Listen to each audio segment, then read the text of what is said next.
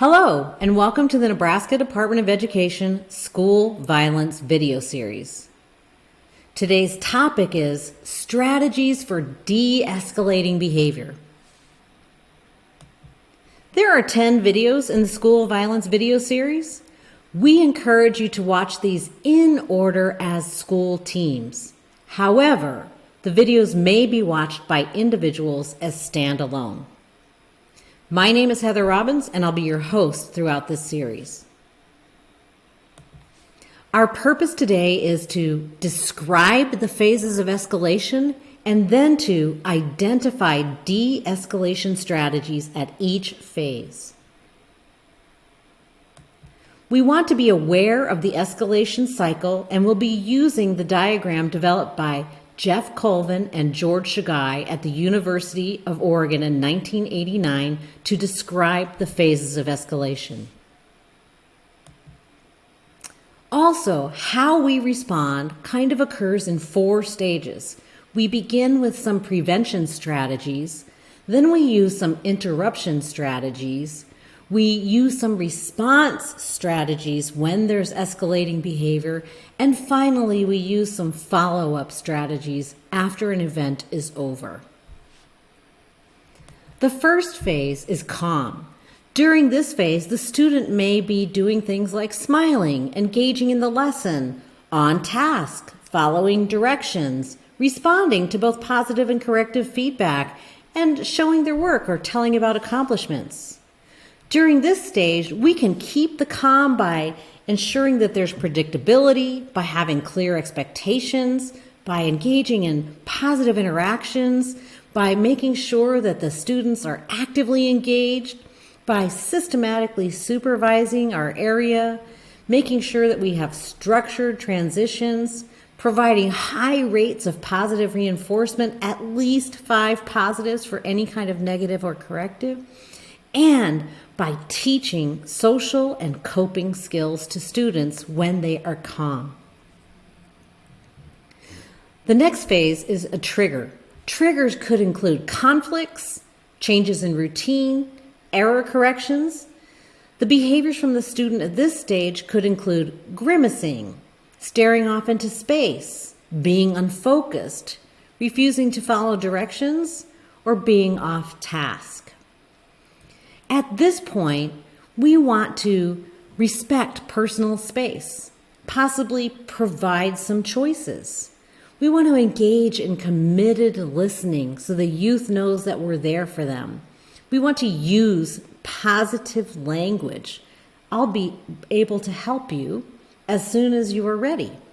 We want to use redirection back to task whenever possible.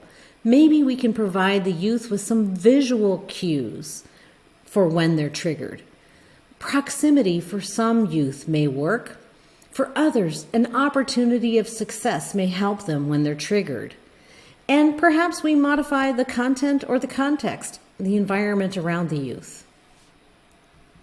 The next phase is agitation, and the student may be pacing, fidgeting, rocking, vocalizing in a repetitive manner, or withdrawing from the group.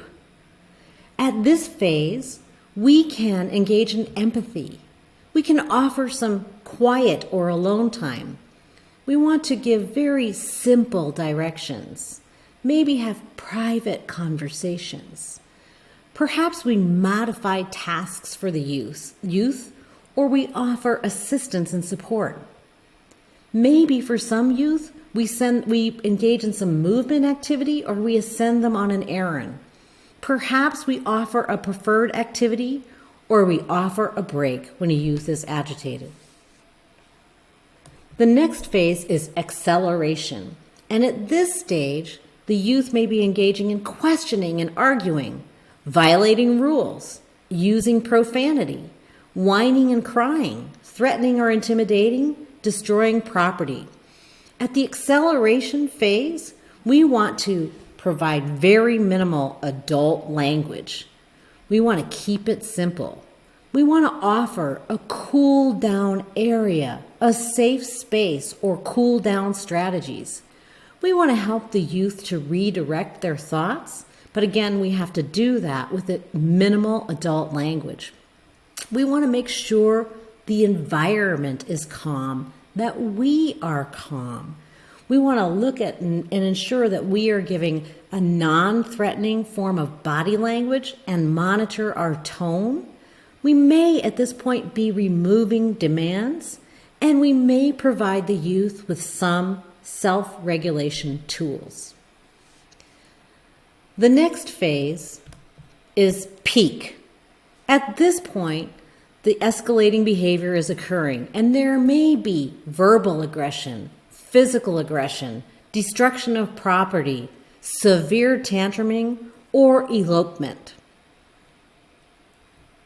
Strategies when a student peaks can include very minimal attention, very short and simple communication, slow and deliberate movement so as not to enhance and intensify the environment, very minimal body language.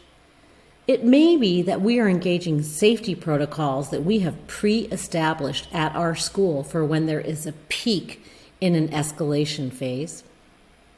It may be that we engage in a room clear where we remove all the rest of the individuals in the room so then the youth has a calm environment without an audience when they are at peak. And hopefully we have crisis personnel that have been trained at our school to support a youth during peak.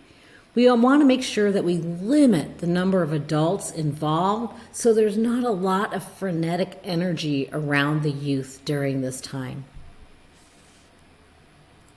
The next phase is de-escalation, following the peak. At this point, the student may appear confused or withdrawn. They may be engaging in some denial or blame. Their behavior may be quite subdued following peak, and they may also be engaging in some approval seeking to ensure that although they had an incident, the adults around still care, still like them. During the time a student is de-escalating, it's important to demonstrate patience, to allow time and space. Oftentimes, we try to debrief with a student too soon, and they are not ready. It may be that we want to provide a relaxation activity during de-escalation. We want to reinforce the student for becoming calm, help them redirect their thoughts and feelings, encourage those self-regulation strategies, and give the youth positive feedback. The final phase in the escalation cycle is recovery. At this point, it's possible that the youth may cry. They may sleep. They may begin to normalize their breathing and their body. It could be that the youth accepts an independent activity or an independent task at this point. It may be that the youth begins to participate at a very minimal level while they regain composure. To help a youth during the phase of recovery, we can be non-judgmental. We can debrief if the youth is ready. We still want to keep things short and simple. We want to focus on normal routines. We may provide independent work, again, if the youth is ready. And we may allow for some decreased levels of participation. So we've taken a look at the phases of escalation, and then we've identified some strategies in which we can engage at each phase. Here are some questions for you to consider. Do your staff members know about the escalation cycle? Are you focused on the prevention stage on your campus?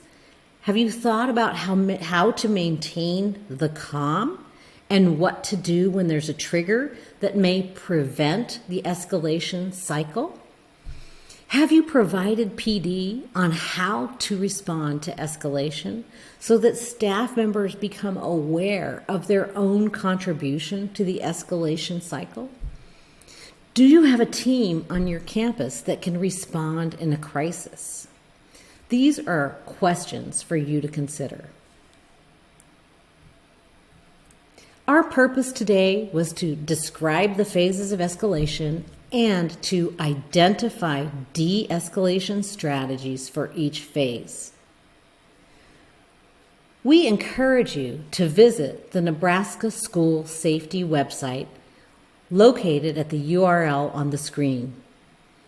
On the NDE School Safety site, you will find many resources for preventing and interrupting school violence. We thank you for joining us, and we look forward to seeing you at the next video.